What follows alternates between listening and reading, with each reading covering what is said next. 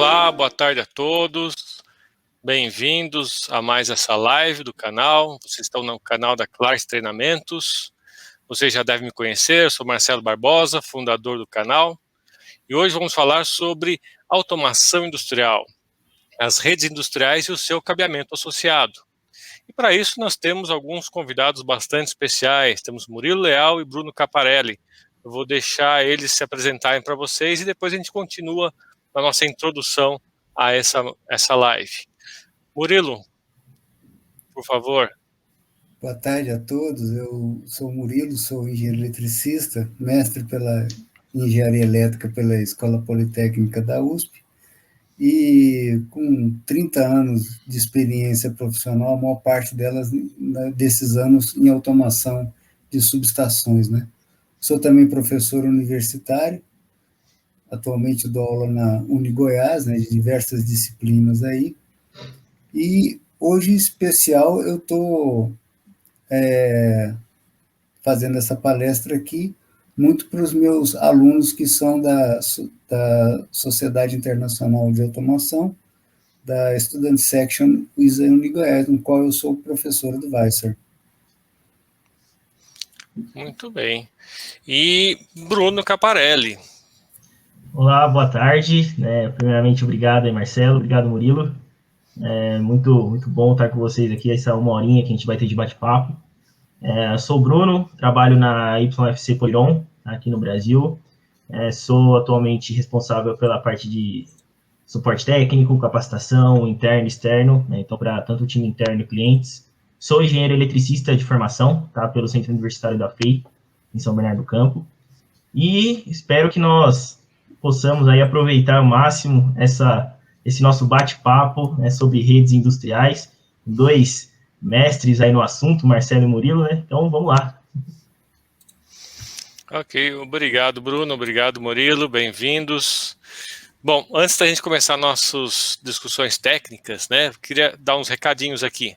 Primeiro que essa apresentação está sendo gravada, ela vai ficar disponível aqui no canal do YouTube logo após o término da live. Depois eu vou fazer uma edição, tirar eventuais probleminhas ou outra coisa que aconteça e deixar a versão editada também no canal para vocês virem, e pelas redes sociais eu vou compartilhar depois esses links, né? Então, não deixe de interagir pelo chat, enviem perguntas, comentários, e tem mais um detalhe muito legal, né? A Poliron está oferecendo alguns vales de iFood para ser sorteados por vocês que estão aí na audiência ao final dessa live. Só que para você concorrer, você tem que colocar hashtag YOFCPoliron ali no chat. Eu vou escrever daqui a pouquinho num banner, para vocês não errarem aí a escrita, né? E aí, ao final, a gente vai sortear alguns vales iFood. A gente tem uma previsão dessa live de mais ou menos uma hora, mas pode estender um pouquinho, se tiver bastante interação, bastante perguntas, a gente vai estender um pouquinho, mas não deve passar muito disso. Claro, não se esqueça de dar um like, compartilhar com seus colegas, é bem importante para a divulgação do canal, tá? Eu também vou compartilhar daqui a pouquinho aqui no chat um site, né, o link onde você pode baixar, você faz o registro e baixa um zip contendo as apresentações, os slides que a gente vai utilizar aqui. Tanto os meus, quanto do Murilo, quanto do Bruno. É só se registrar nesse link que vocês vão poder baixar gratuitamente. Tem outra coisa que eu vou falar também, que eu vou passar o link depois, que é um registro para você baixar o meu e-book. Eu tenho um e-book com vários artigos sobre cabeamento e sobre data centers, gratuito, é só você fazer o registro no link que eu vou passar no chat mais tarde também, tá? Bom, e os dados de contato também do Murilo, do Bruno, meu, eu vou passar em banners aqui, mas também vão estar na descrição do vídeo, tá? Bom, vamos começar. A gente vai começar nossas apresentações com o Murilo falando um pouquinho sobre a evolução das redes industriais, e ao longo da apresentação vamos interagindo também, né, Murilo? Sim, claro, a qualquer momento aí a gente vai fazendo a interação. Bom, sobre redes industriais, originalmente a força motriz, né, no século XIX, era tudo vapor, né? Então, os dispositivos de controle eram baseados em transmissão de pressão, controle pneumático, né? Só nos anos 50 do século XX, né, que os sinais de controle começaram a ser utilizados a sinais analógicos, sinais de corrente, sinal de tensão, e havia muito utilizado para sinalização no setor ferroviário, né, de oleodutos, gasodutos, essa parte toda. Né? Então, lá nos anos 60, que começou a ser adotado um sinal elétrico de 4 a 20 miliamperes, que inclusive é utilizado até hoje, esse sinal de 4 a 20 miliamperes aí.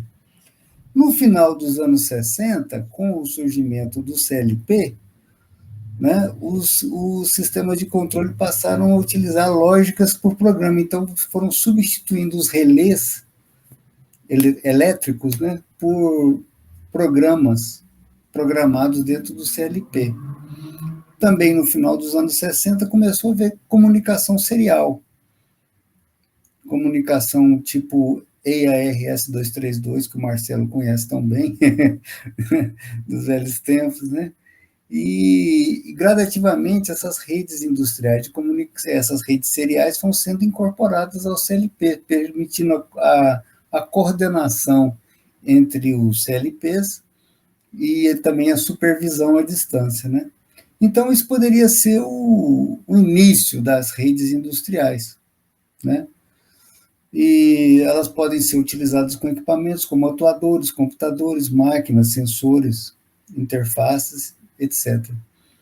Então, as redes industriais iniciaram o que são chamados de field bus, ou barramento de campo, né? E muita gente utiliza esse nome para um sinônimo de redes industriais, que simplesmente seria a digitalização daqueles sinais analógicos que eu havia comentado lá no começo, o sinal analógico de 4 a 20 miliamperes. Então, a automação, as redes industriais começaram com sinais de corrente e tensão, né? Principalmente corrente. Como é que isso funcionava? Se estava tendo corrente, é porque a chave está fechada. Se eu quero um valor da corrente, basta utilizar um fator de multiplicação e obtenho o valor da corrente. Então, muitas sinalizações vinham a partir de sinais analógicos vamos falar assim, a utilização de alarmes em função desse sinal analógico, um valor alto, muito alto e tal, né? Só que esses field buses hoje, eles são utilizados, vamos dizer assim, mais na ponta do sistema de automação hoje, certo? Ele não é utilizado tanto para o controle a maior distância, mas a ponta do sistema de automação, porque a ponta do sistema de automação hoje são as áreas de segurança intrínseca, são lugares onde tem alto risco de explosão, nas indústrias petroquímicas, na indústria de gás, então foi desenvolvida até uma norma própria para isso. Então, essa área de segurança intrínseca, você precisa ter equipamentos especializados que não podem ter correntes muito elevadas, nem tensões muito elevadas, para não ter nenhuma faísca, nenhum risco de explosão, né? Então, apesar dessas leituras analógicas terem sido a raiz das redes industriais, ainda hoje existe muitas medidas, muita automação em cima dessa ponta da automação, digamos assim, da segurança intrínseca, né? E aí, com a popularização dos sistemas de automação, os microprocessadores cada vez mais reduzindo o tamanho e tudo mais, surgiram as redes sensor bus, que eram redes que eram mais centradas em entradas digitais e saídas digitais, ou seja, estados e comandos. As entradas analógicas, os valores analógicos, já não havia tanta necessidade deles. Então, para vários tipos de automação, você ainda hoje você utiliza esse tipo de automação mais voltadas para entradas e saídas digitais. Por exemplo, a rede ASI, né? Que é uma rede que existe hoje. Mas a tendência foi as redes Device Bus, que são Intelligent Electronic Devices, né, os chamados IEDs, que são equipamentos eletrônicos microprocessados que têm capacidade de ter todos os componentes, entradas digitais, entradas analógicas, e até saídas analógicas, que é um pouco mais complicado, mas Então, essas redes device bus, elas surgiram e, com o seu avanço, devido ao fato de serem equipamentos microprocessados, rapidamente eles puderam se adequar ao padrão Ethernet, que é o IEE 802.3. Né? Os IEDs já podem ter entradas, saídas digitais, entrada, saída analógica, né? Totalizadores, né? Cada rede costuma ter um cabeamento similar. O Bruno vai falar muito sobre isso daí, né? Cada uma tem um cabo bem especializado, mas quando você tende à utilização da Ethernet no meio industrial, você parte para uma padronização, né? Uma padronização que deve reduzir bastante os custos, né? E com o uso das redes industriais, a gente obtém benefícios como maior rapidez e menor custo de implantação e planejamento, né? Diminuição do hardware, redução da documentação na fase de projeto, redução da necessidade de painéis, aumento, isso daí é uma das coisas mais fortes que tem, quando você digitaliza, você aumenta o fluxo de informação sobre o processo fabril, e a facilidade de diagnóstico de defeito. Tinha época que eu trabalhava com automação e dava defeito numa porta serial, e eu tinha que me deslocar 200, 300 quilômetros para consertar ela. Hoje, eu simplesmente verifico através de um ping o que está acontecendo e altero a porta e conserto tudo à distância. É muito mais simples, né?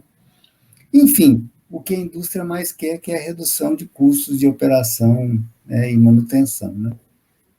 Aqui eu fiz alguns gráficos, pois não? Pode, fala. Tem uma pergunta, meio que uma pergunta para você, né?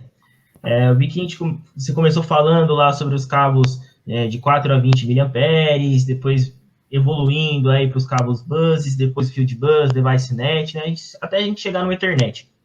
Você vê, pela sua experiência,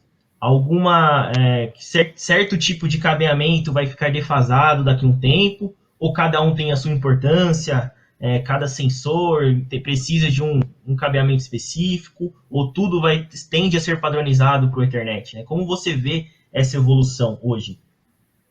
Eu acho que vai ter sempre equipamentos de concentração que serão ligados por rede Ethernet. Do equipamento de concentração para os sensores, esse daqui ainda pode haver algum cabo mais especializado, mas são cabos simples, é cabo de 3 vias, né? Provavelmente vão ser cabos mais simples. Embora que eu já vi sensores sendo ligados com cabo Ethernet, né? Como a gente tem câmera hoje, que você já conecta ela direta com cabo Ethernet. Vai depender muito da complexidade do sensor, porque às vezes o sensor é tão simples que não justifica você colocar um microprocessador nele, né? Então, os cabos de instrumentação, no caso, né, ainda vão continuar sendo utilizados, mesmo com a migração aí para a indústria 4.0, com a internet, né, pensando nesse lado. Bom, é legal a gente pensar desse lado, né, uma topologia complexa, no final de tudo. Sempre foi, sempre vai ser, não tem nada simples, não. Sim. Bom, então, aqui eu fiz alguns gráficos, são até bastante populares, onde eu mostro, na verdade, eu vou até passar para frente, ó, os field bus, que nós estávamos explicando, que normalmente é baseado em entradas analógicas, 4 a 20 miliamperes, embora que tem variação de 0 a 5 miliamperes, tem variação de 0 a 20 miliamperes, né? Tem todas as possibilidades aí. Mas, então, os dispositivos de campo, os field bus, aqui está o sensor bus, que são entradas e saídas digitais, são os mais simples, mas são bastante utilizados ainda hoje na indústria. E aqui a tendência, que é o device bus, que seriam equipamentos microprocessados com capacidade de você concentrar a entrada, saída, digital, analógica, o que rolar, né? E trabalhar com protocolos padronizados e tudo mais, né? Então, aqui está um exemplo. Ó. Nós temos, no Field Bus, nós temos o famoso protocolo HART, nós temos o protocolo ISA, eu estava falando da Sociedade Internacional de Automação, esse protocolo ele é internacional lá na Europa, é o IEC, mas ele surgiu dentro da ISA, SP50. tem o Foundation Fieldbus, o Profibus PA. O Profibus PA talvez seja o mais utilizado desses daí em áreas industriais de segurança intrínseca, né? Nós temos aqui a nível de bit, nós temos principalmente o que eu havia citado, o ASI, protocolo ASI, que tem inclusive um cabeamento próprio, Bruno. Vocês fabricam esse tipo de cabeamento do ASI lá?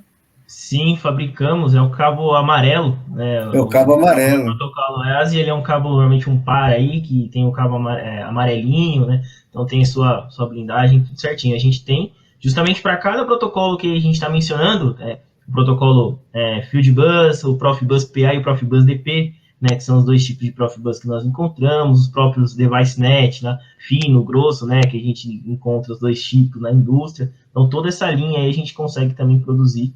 É legal, né, que todo mundo está falando a mesma língua. Todo mundo está conectado sobre quais são os protocolos, qual tipo de cabeamento, né, isso é importante. Eu tive o prazer esse semestre de um aluno que encontrou um problema na prática na indústria que ele trabalha e ele falou, não, eu conheci o cabo amarelinho que o senhor mostrou para a gente lá, que é o cabo ASI e tal, eu já entendi como é que encaixa ele, resolvi o problema. A gente fica satisfeito quando resolve um problema assim na prática, né? Bom, mas então, a nível de byte, então nós temos o Device Bus aí, com o Profibus DP que o Bruno citou, né? O Modbus. O Modbus se encontra em todos os lugares, o Modbus é uma maravilha, né? Então, basicamente, esse é a situação das redes industriais no mundo, mais ou menos essa daí, com a possibilidade agora da Ethernet, né? Você trabalhar com o protocolo IEEE 802.3. Essa é a situação atual. Legal, Murilo. Até ouso dizer que você poderia até aumentar um pouquinho o seu gráfico do começo da sinalização, colocando a sinalização digital por fumaça dos índios, né? Porque também era uma sinalização digital, começou lá atrás a sinalização digital, tinha atenuação também quando tinha distância muito grande, interferência quando tinha nuvens e neblina também, então não mudou muita coisa desde essa época, né? Mas estamos aí. Aproveitando que falou bastante de cabos, Bruno, você queria entrar nessa área e já mostrar alguns tipos de cabos aí que vocês têm para algumas redes aí que o Murilo comentou? Vamos lá, né? Aqui, aproveitando o gancho, quando a gente fala de protocolo de comunicação, a gente nunca está restrito a um tipo, um modelo, uma topologia, né?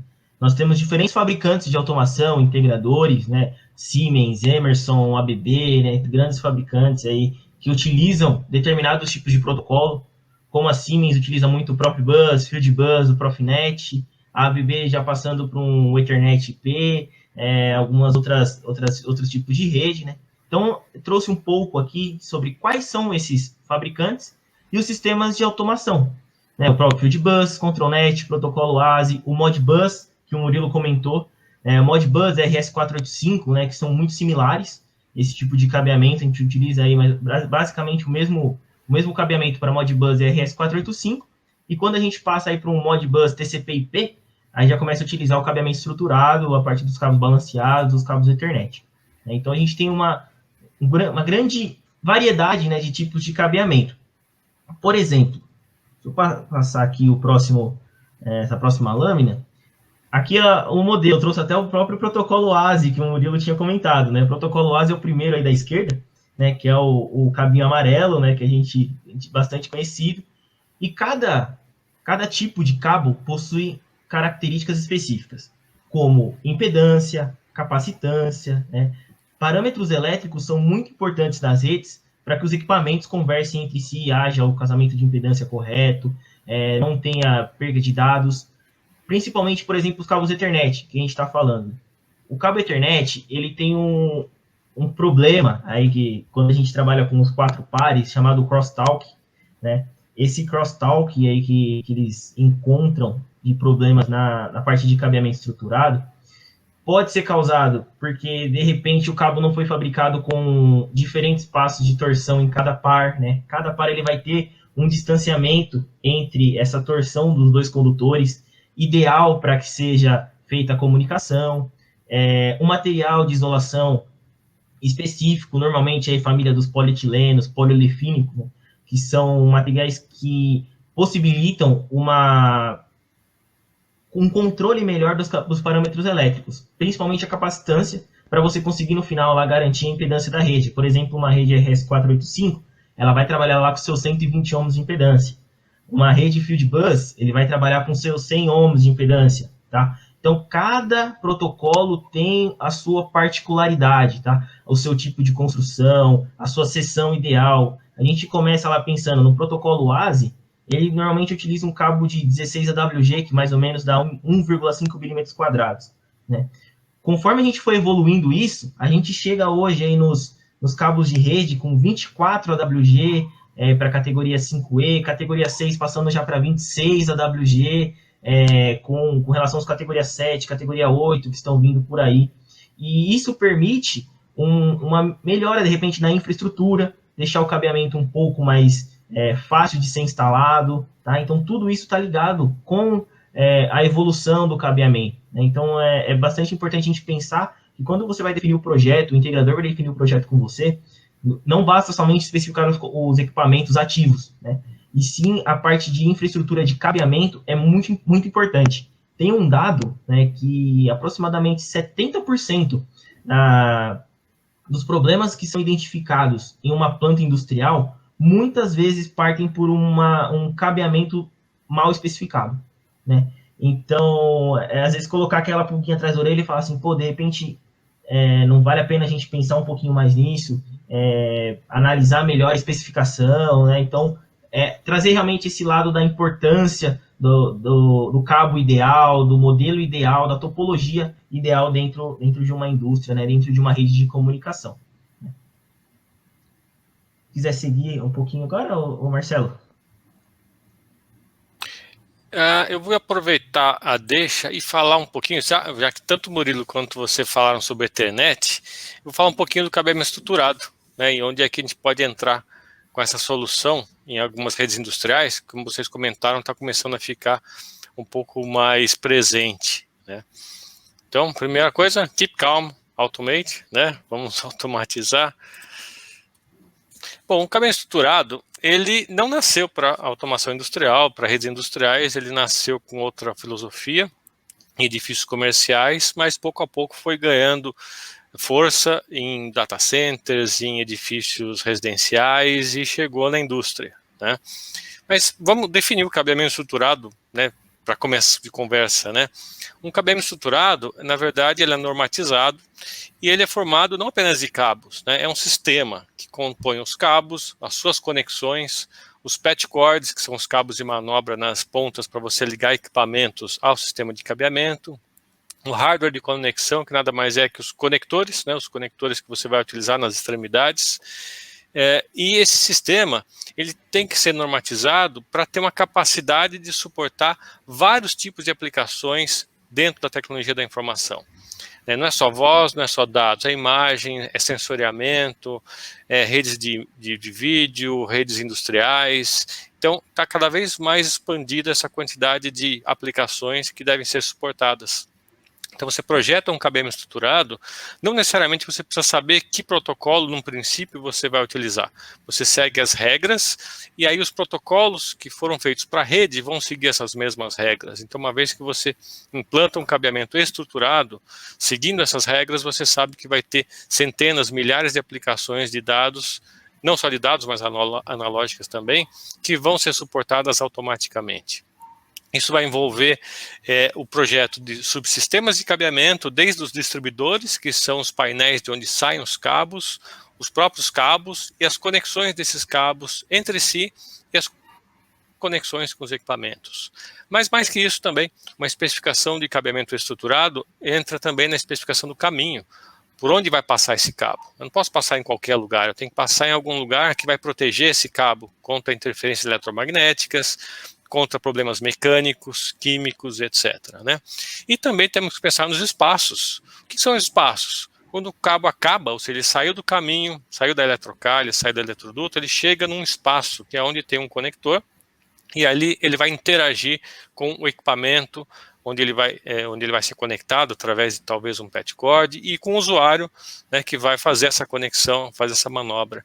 Então, tudo isso está dentro de um padrão, dentro de uma norma, para tudo ser previsível e poder rodar as aplicações que eu quero.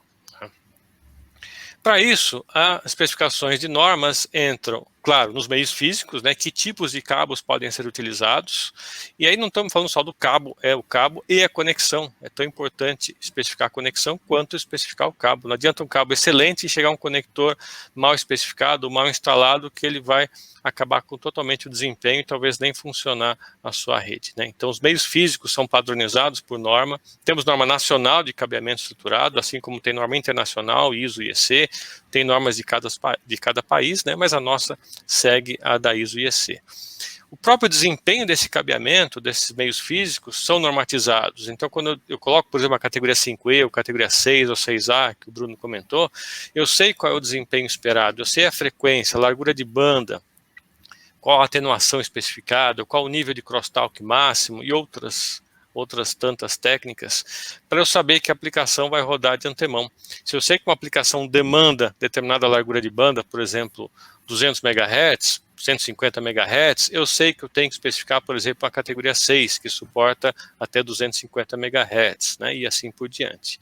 E fibra ótica é a mesma coisa, né, o desempenho da fibra ótica também é determinado por normas. A topologia, não é só utilizar aquele cabo 5E ou 6 ou uma fibra ótica, mas de qualquer jeito, fazendo varal de cabos que a gente vê às vezes nos lugares aí onde o pessoal não conhece muito de normas, né? Vai jogando cabo para lá e para cá, põe os conectores, crimpa os conectores, isso não é estruturado só porque está usando um cabo de par trançado ou uma fibra ótica. Você tem que ter uma topologia, um desenho da rede, as distâncias mínimas e máximas de alguns segmentos que têm que ser mantidas para manter a compatibilidade com a aplicação e manter a largura de banda. Não adianta usar um categoria 6 com cabeamento de 300 metros. Ele não vai suportar as aplicações feitas para ele. Ele tem que estar dentro da topologia da distância normatizada, que geralmente é 100 metros, né? E as formas de conexão, como é que eu conecto tudo isso? Eu não posso pegar um cabo e conectar direto no equipamento, assim como eu não posso pegar um cabo elétrico, né, uma distribuição elétrica numa residência, pegar o cabo saindo da parede e entrar no meu liquidificador, né? Eu tenho que ter uma tomadinha ali na parede, conectada, com padrão, né, NBR e tal, lá, que é o padrão da tomada. Eu tenho um rabicho do liquidificador, do eletrodoméstico, com um plug padronizado, com o tipo de cabo correto que vai fazer a conexão e desconexão. Então, a forma de conexão do cabeamento é a mesma coisa, eu tenho que ter uma padronização de como fazer isso, né? E aí no slide tem exemplos de padronizações de cabos, fibra ótica, par trançado, conectores, tipo de pinagem que eu vou utilizar, sequências de fios que eu vou utilizar para poder também ter a aplicação rodando, né? E já vou emendar num assunto que vocês vão poder comentar em seguida, né? Porque vocês todos falaram de um monte de protocolos, e aí vocês veem aí alguns desses exemplos, tanto na automação industrial, à esquerda, e automação predial, edifícios comerciais à direita, você vê uma miríade de protocolos, alguns deles, principalmente à esquerda, são Ethernet de alguns sabores de Ethernet, né? Uma internet industrial, mas são muitos, né? E você acaba tendo problemas com gateways, com padrões, né, para você integrar tudo isso numa rede, né? E está surgindo realmente um outro protocolo aqui de Ethernet que pode até facilitar a adoção do Ethernet e do cabeamento estruturado em cima de um protocolo de automação, que é o Single Pair Ethernet.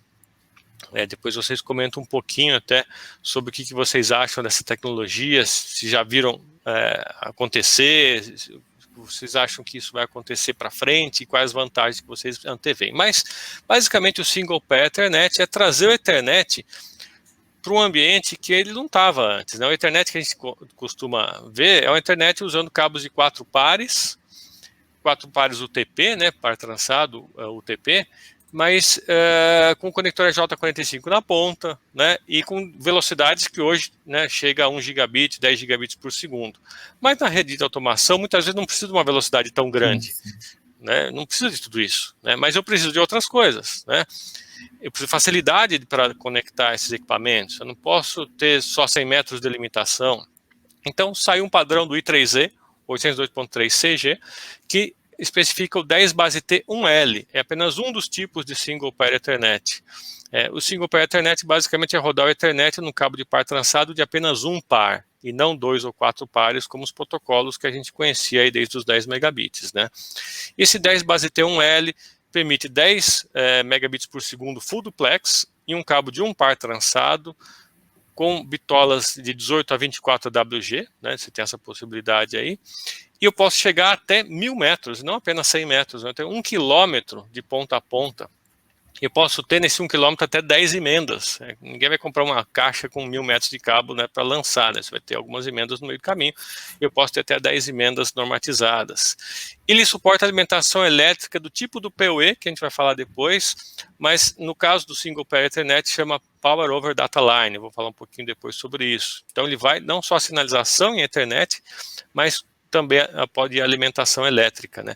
E o conector é um conector compacto, menor que o RJ45, e ele é padronizado também. Não tem um tipo só, como o RJ45, tem alguns, mas vocês podem ver à direita aqui 2 exemplos de conectores, um para ambiente comercial comum, para edifícios comerciais, por exemplo, automação predial, e o de baixo é um IP67, justamente para ser utilizado em condições um pouquinho mais complicadas, principalmente as industriais, né? Ambos estão aptos aí ao Single Pair Ethernet, tá? Isso permite que todos os dados da rede, desde dispositivo, controladora, sistema supervisório e os outros sistemas de controle da empresa, tudo isso use um único protocolo, que é o Ethernet, desde a ponta até lá dentro do data center.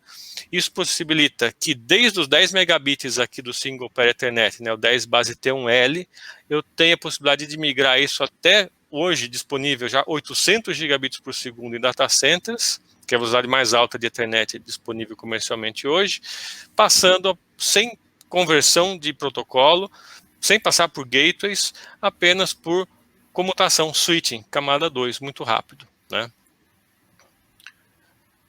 Deixa eu ver se tem mais um slide aqui. Não, depois eu falo sobre o Power over Ethernet. Eu queria ouvir um pouquinho vocês agora sobre isso.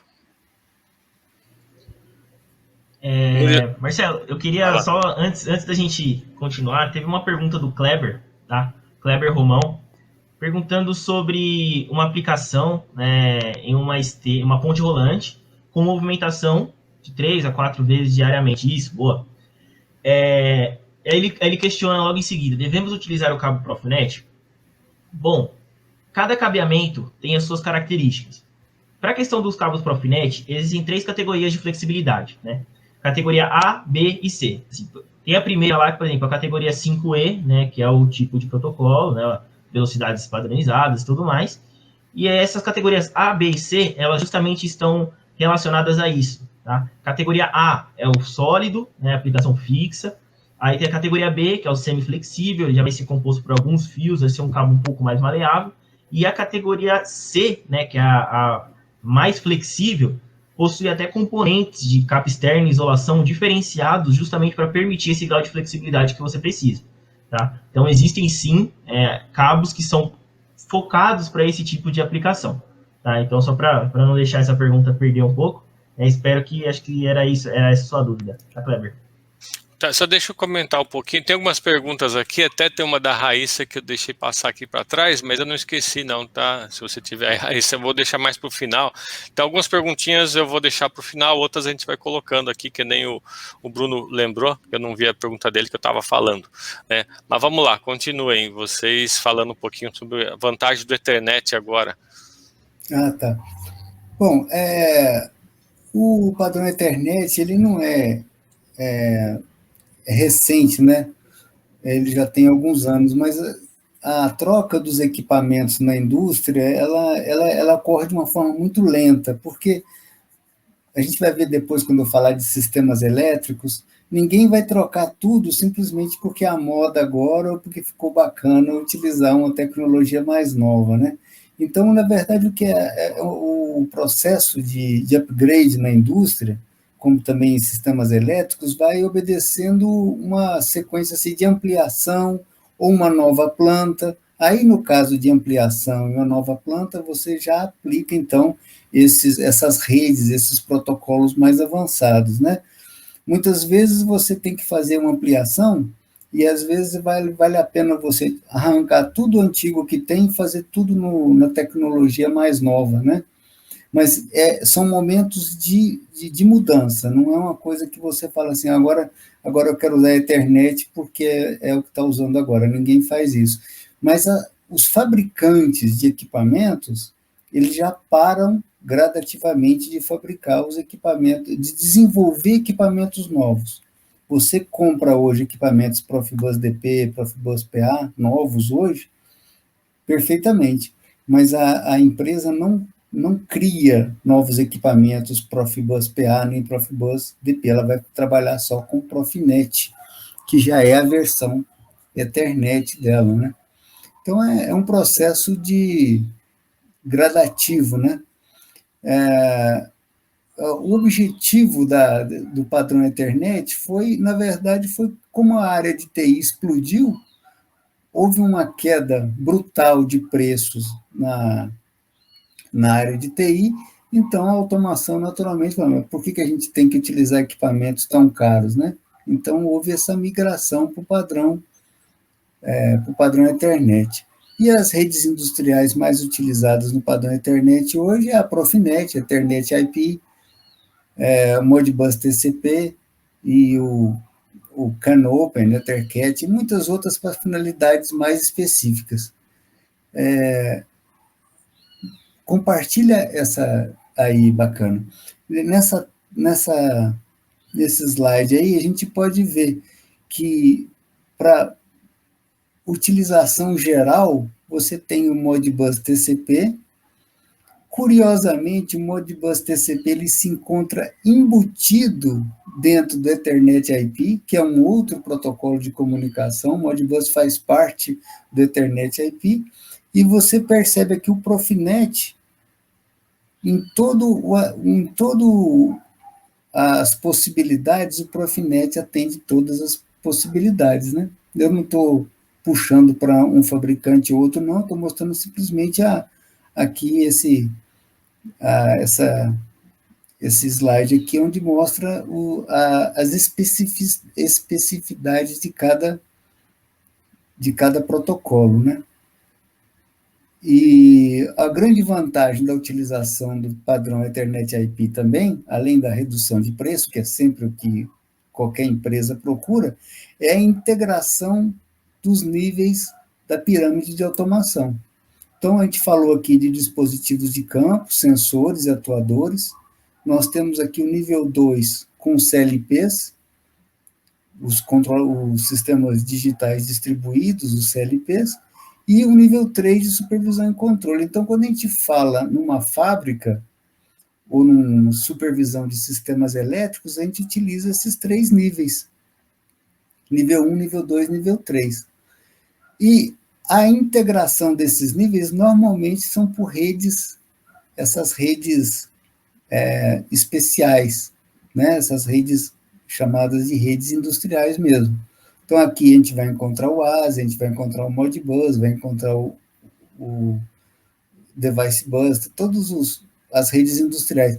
Quando você chega ao nível 4 e o nível 5, que são os níveis empresariais, que é o gerenciamento corporativo e o gerenciamento da produção, nesse nível, a rede e protocolo característico é Ethernet TCP/IP. Né? Nesse nível aqui para cima é TCP/IP. Então, quando você pensa em adotar o Ethernet para os níveis mais baixos da pirâmide, você está permitindo também uma integração entre todos os níveis da empresa, de uma forma mais fácil, né? Uma forma mais transparente. Quanto ao tempo de resposta, também foi um ganho na utilização do padrão Ethernet. Nós temos na parte de sensoriamento, trabalhando na faixa aqui de 2 milissegundos, 4 milissegundos, 100 milissegundos, é o que a gente chama de casa de milissegundos, que é a automação comum, até você comandar movimentos à distância, né? Ou você comandar não só à distância, como também você ter controladores digitais aqui que vão fazer o controle de uma movimentação, da fabricação de uma peça que já exige um controle na faixa de microsegundos, né? Que é o chamado de Isócrono Real Time, IRT. Né? Então, nós temos uma parte que é simplesmente supervisão, que é a parte de IHM, tem uma parte que é chamada de Real Time, que é a parte de automação na faixa de 1, 2, 4 milissegundos, e você tem a parte de controle de movimento, que é o isócrono Real Time, o IRT, aqui no padrão Ethernet. E como é que o padrão Ethernet permite essas velocidades? Né? O grande segredo para essas velocidades é a utilização de menos camadas do modelo OSI, né? E utilização de switches cut-through. Os switches normais que a gente utiliza são switches store and forward. Então, os switches store and forward, o que ele faz? Ele armazena toda a mensagem, e depois que ele verificou que essa mensagem não tem erro, ele encaminha para o endereço. O switch cut-through, ele faz o seguinte, quando ele entendeu o endereço de destino, ele já manda a mensagem. A mensagem pode estar errada, mas o ganho de tempo é tão grande que é mais fácil ele retransmitir do que ele ficar verificando se a mensagem está certa ou está errada, né? Então, você pode ver nesse quadro aqui, ó, um switch store forward para 64 bytes, ele demora 7 microsegundos. Mas se ele for transmitir 1518 bytes, ele vai gastar 123 microsegundos. E um cut-through, tanto faz. Ele demora 7 microsegundos. Né? Bom, sobre velocidade, os ganhos do padrão Ethernet, acho que ficou bem explicado, só que era bom falar do grande problema que tem na adoção do padrão Ethernet. É os problemas de segurança cibernética. Então, quando você adotar o padrão Ethernet para o meio industrial e da supervisão industrial, você já vai ter que gastar uma boa grana em defesa cibernética para evitar vírus, trojanos, hackers, invasões, porque essa é a realidade. E a realidade, a gente pensa isso que só acontece em outros países, não. O Brasil é um dos países que tem mais ataque cibernético e de onde mais saem ataques cibernéticos. Eu vi um artigo sobre isso outro dia, eu fiquei impressionado. O Brasil é um dos países onde mais saem ataques cibernéticos. Então, é um problema que realmente precisa... Não sei se vocês sabem, mas nós temos, inclusive, um comando de defesa cibernética no Exército, e é um comando operacional. Ele serve para defender a nossa internet, e ele já está em guerra o tempo todo, né? Então, essa é uma preocupação a mais que você tem aí com o padrão Ethernet. Esse ponto que ele comentou é algo que eu estava pensando aqui, né? Que acho que num passado até breve, né, havia muita diferenciação entre a parte de TI, né, que é a tecnologia da informação, e TO, que é a tecnologia operacional. Né? E hoje em dia a gente vê que é necessária essa convergência, principalmente com essa questão de supervisão, controle em tempo real, tudo isso foi necessário, essa integração, essa convergência, para que pudéssemos avançar e evoluir com essa parte da indústria 4.0, com a parte das novas redes industriais. Né? A gente sabe que nunca o sistema que está lá, ele vai ficar funcionando naquela velocidade, com aquela taxa de bits, de bytes, de tempo, sempre para sempre. A gente sempre quer algo mais rápido, sempre está em busca da melhoria contínua. Né? Então, essa parte da convergência TI-TO é algo que a gente tem que se destacar, porque o pessoal pensava em Ethernet e falava assim, não, Ethernet é cabeamento de escritório, internet de casa, é só isso, né? Hoje a gente já consegue ver que não é bem assim, né? A gente tem uma grande aplicação dos cabos Ethernet, das redes Ethernet no ambiente industrial hoje em dia. A gente tem que se atentar também que, como o Murilo até estava comentando sobre os ataques cibernéticos, TI tem um grande histórico aí de cibersegurança, desenvolvimento de firewalls, ACLs, etc. E a parte de TO, né, a parte de automação, não. Né, é uma coisa meio nova para eles. Né, então, muitos ataques entram por ali, inclusive, mais do que entrar nas redes de produção de TI. Então a gente tem, inclusive data centers, né, que é um ambiente que a gente pode dizer que é uma indústria de dados, né, não deixa de ser uma indústria, então, tem muito problema assim de ataques cibernéticos na rede que controla os sistemas como no-breaks, geradores, máquinas de ar-condicionado, sensores, porque realmente o pessoal tem essa possibilidade agora de colocar na internet todos esses controles, coloca para poder remotamente fazer esse controle, mas não se preocupa tanto quanto o pessoal de TI de colocar firewalls, sistemas de segurança, criptografia de ponta a ponta, etc., acaba ficando mais vulnerável, e aí alguém para uma indústria, para um data center por um ataque desse, né, entrando pela rede de automação. É justamente a conscientização. Muita gente acha que só porque a gente utiliza o cabeamento estruturado na indústria, a gente não precisa se preocupar com vírus, com ataque cibernético. Ah, são máquinas. Não, mas ali tem muita informação, confidencial, privilegiada dentro das indústrias, que as grandes indústrias já estão se precavendo, né, contra isso. E assim, os hackers, os ataques, os vírus evoluem também. Então, cada dia mais é colocar realmente um ponto de conscientização na cabeça, principalmente do projetista, de quem está realizando a parte de obra, a importância de se colocar, aplicar um antivírus, um firewall muito potente, né, para poder fazer essa proteção dessas redes na indústria. Perfeito. Queria aproveitar aqui o gancho também e falar um pouquinho de outra característica aqui da parte do Ethernet, que é a possibilidade de você fazer a energização do dispositivo através dessa rede de par trançado Ethernet, que é o PoE, né? Então, vou apresentar alguns slides sobre isso. Bom, primeiro o PoE, ele surgiu já há vários anos, e a ideia dele é aproveitar essa conexão de cabo de par trançado, que sai lá do switch e vai até a ponta ali para alimentar de dados o equipamento, e aproveitar e jogar alimentação elétrica também, né? Isso começou com telefones IP, câmeras IP, né, com o objetivo de você não ter uma fonte ali do lado do telefone. O telefone nunca precisou de fonte ali, o telefone analógico, porque sempre veio, né, uma alimentação elétrica junto com o fiozinho ali da central telefônica, né? Mas uma vez que você passa para IP, passa a ser um equipamento que precisa ser conectado à energia elétrica, né? Então, para resolver isso, um dos objetivos, o PoE veio para você poder alimentar aquele telefone IP também pelo cabo de rede. E aproveitou e começa a alimentar todo o resto, né? Câmeras IP, pontos de acesso wireless também, que são alimentados pelo cabo TP. E aí isso só traz vantagens, né? Ele vai usar 2 a 4 pares do cabo, dependendo da potência que você precisa e do tipo de PoE que tem.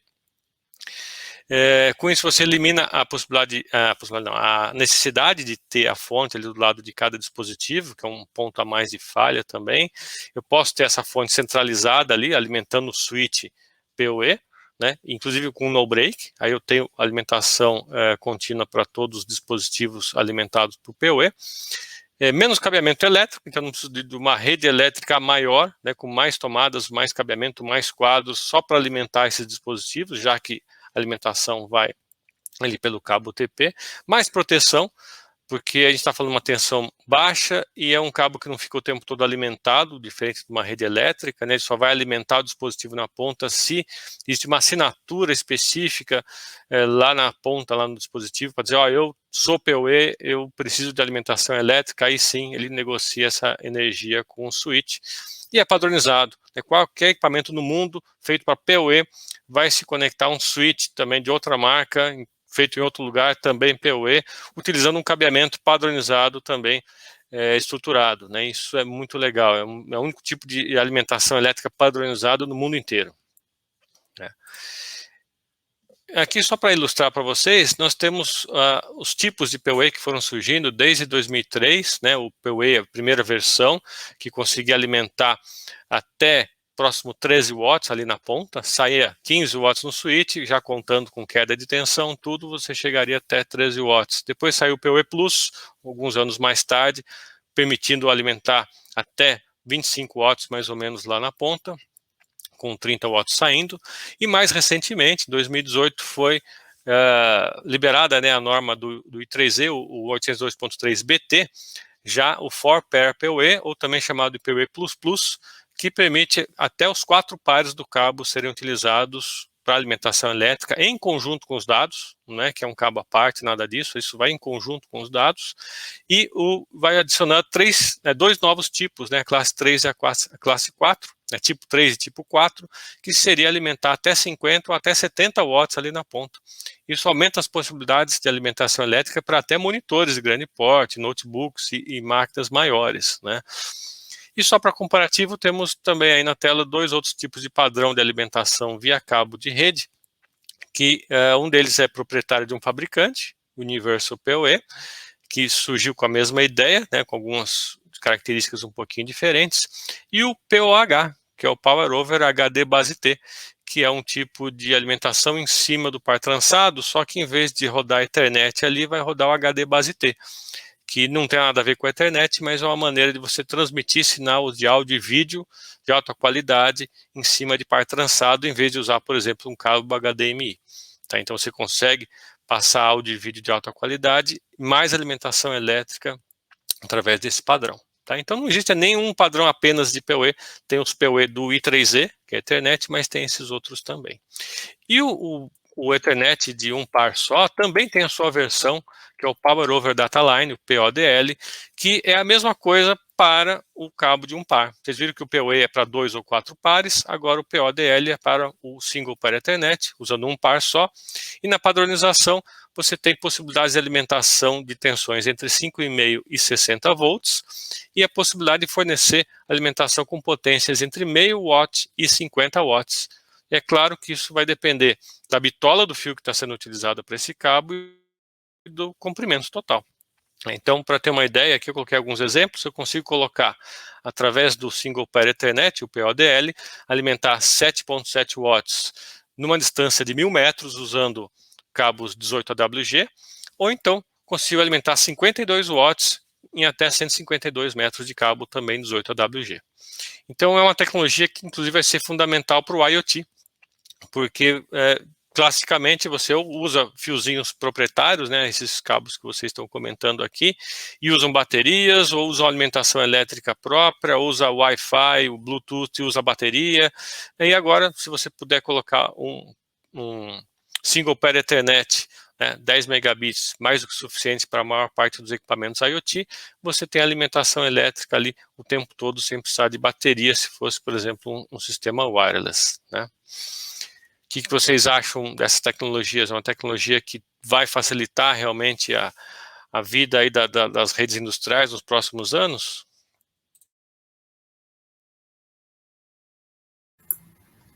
Acho que o Bruno pode responder isso com mais... O Single Pair Ethernet é algo que muita gente ainda fala assim, pô, como é possível, né? A gente está acostumado com 100 metros de cabeamento estruturado, e aí você poder levar 10 vezes mais essa distância. Você vai poder chegar aí a distâncias muito grandes, sem necessidade de repente, repetidores, como vai ser necessários. Claro, a emenda, como você tinha mencionado, vai ser necessário, não tem jeito, né? Porque normalmente a gente encontra o cabeamento estruturado com 305 metros, 610, né? Bobinas, você não vai conseguir achar normalmente bobinas de 1.000 metros, tá? É muito difícil. Mas, só de ter essa possibilidade, né, vai com certeza evoluir muito essa questão aí de longas distâncias, que hoje é um problema que a fibra ótica, que normalmente é o responsável por sanar esse problema, né? Essas distâncias, né? E vou até aproveitar esse gancho da longa distância também. Aqui no chat o Marcos havia perguntado qual cabeamento é utilizado para passagem de dados entre os continentes instalados, né, de forma submersa nos oceanos, tá? Existe um modelo de cabo que chama cabo submarino, tá? O cabo submarino, vou até colocar aqui para vocês, não sei se vocês vão conseguir ver, não sei se você consegue colocar, o Marcelo, deixa eu ver minha tela. Quando a gente fala de cabos submarinos, a gente tem uma linha específica, né, de cabos, onde normalmente é cabo óptico, tá? Só que ele precisa de certas proteções, né? Normalmente ele tem a proteção em cobre, uma proteção em aço, tá? Ele é tamponado, né? O que é isso? Ele possui alguns materiais internos que, quando a umidade afeta ele, ele acaba inchando, né, inflando, e não permitindo com que a umidade passe por dentro do cabo, tá? Então, existem esses modelos de cabo, a YFC, né, ela produz esse tipo de cabeamento, Então, só para a gente matar uma dúvida, né? E com certeza é algo aí que essa questão do single pair internet está muito ligada a isso, buscando sanar esse tipo de problema com longas distâncias, né? E fora essas possibilidades, né? A própria alimentação, né? O Power over Data Line, porque para mim também é algo novo. Então a gente cada vez vai aprender mais na prática, mais ainda aí com o Marcelo falando sobre isso. Né? Já que você falou de cabo submarino, deixa eu mostrar para vocês aqui um mapinha dos cabos submarinos que a gente tem. Quem quiser acessar, tem um link aqui, vou colocar no chat. É um site público. Vocês veem o cabo submarinos todos que passam pelos oceanos, você vê que tem muita coisa. Né? Olha só, aqui no litoral brasileiro mesmo, temos aqui em São Paulo e Rio de Janeiro, boa parte das chegadas, e Fortaleza, a maior parte das chegadas, porque é muito mais perto ali dos continentes do hemisfério norte. Temos um que vai costeando tudo e alguma coisa chegando em Salvador. Né? Bom, estamos chegando ao final, mas vamos falar um pouquinho, talvez, faltou falar do IEC, na norma, né, Murilo? Você consegue falar rapidinho aí para a gente finalizar? Sim, sim. Eu não podia deixar de falar, eu trabalhei a vida inteira com automação de sistemas elétricos, né? Então eu não podia deixar de falar na norma IEC 61850.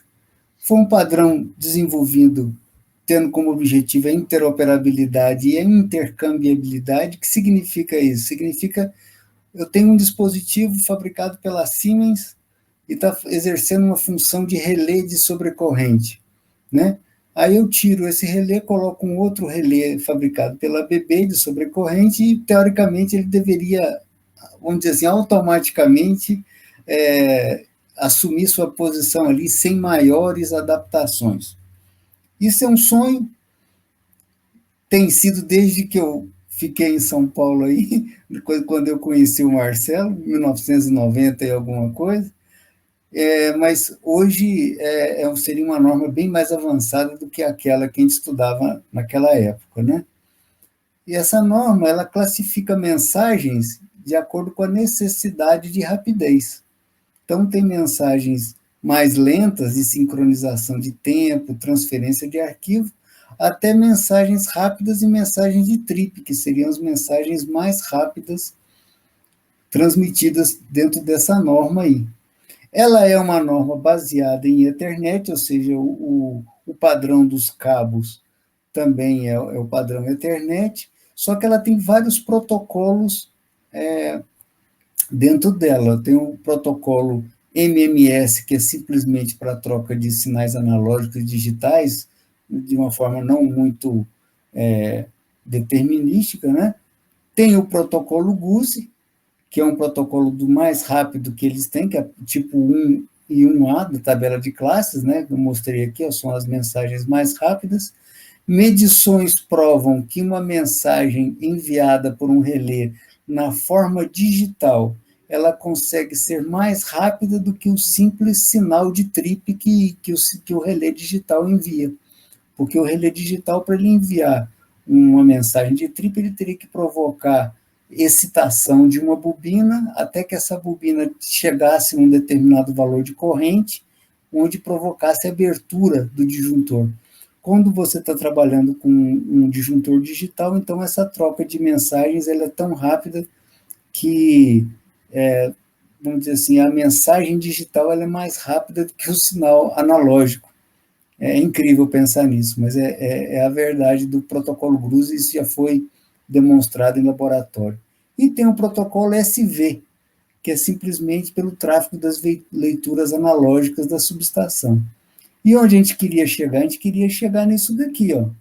Eu tenho, numa subestação de sistemas elétricos, eu tenho todo o barramento baseado no padrão 61850, que é um padrão Ethernet, que eu ligaria até os equipamentos de campo, que seriam TP digitais, TC digitais, e seria tudo no... É claro que esse cabeamento, ele é o cabeamento Ethernet, mas ele vai ter todo um processo de isolamento, de proteção, compatibilidade eletromagnética, né? Ele vai ter que ter aterramento nos lugares certos e aquela cordoalha em volta dos cabos para proteger de influências eletromagnéticas, mas, na verdade, esses equipamentos basicamente são cabeamentos Ethernet.